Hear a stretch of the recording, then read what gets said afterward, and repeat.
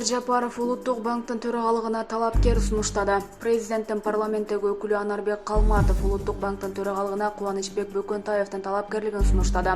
Калматов мурдагы төрага Толкунбек Абдыгулов өз ыктыяры менен кызматтан кетүүгө арыз бергенин айтып, жогорку кеңештин депутаттарынан аны жумуштан бошотууну сурады. Ордуна мамлекет башчы Садыр Жапаров Кубанычбек Бөкөнтаевди сунуштаганын айтып, колдоп берүүнү өтүндү.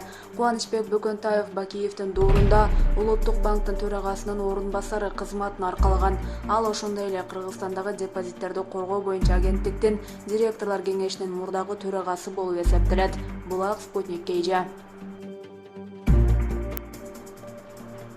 Сыймык Жапыкеев парламенттик шайлоого барабы. Мен шайлоого бир да партия менен барбайм. Бул тууралуу Финполдун мурдагы башчысы Сыймык Жапыкеев YouTube каналга берген маегинде билдирди. Шайлоого барсам бир мандаттуу менен тоң жетүүгүзгө коем. Кудайга шүгүр, чоң ишкерлер бар. Жардам беребиз деп жатышат, жарандарда чалып жатышат. Ошол жөнүндө азыр ойлонуп жатам, бирок саясатка деле ыраазы болуп баратам. Анткени сөздөрүнө турбайт экен, деди ал. Ал мындан тышкары партиялардан сунуш түшүп жатканын айтты. Булак Аргумент KG.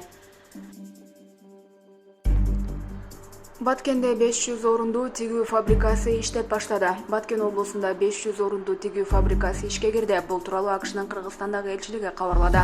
USAID жана жергиликтүү инвесторлордун колдоосу менен Кызылкая шаарында ачылган фабрика 2 нөмөттө иштейт. USAID бул долбоорго 214 000 АКШ долларын жумшап, тигүү техникаларын алып берди. Жергиликтүү Cool Bros компаниясы 260 000 АКШ доллары өлчөмүндө каражат салды. Фабрикада айына 1,5 миллион даана кийим тигилет. Cool Bros компаниясы өндүргөн товар коңшу өлкөлөргө экспортталат. 2019 жылы дал ушунда долбоор Бишкектеги эркин экономикалык аймакта да иштеп баштаган. Булак Азаттык.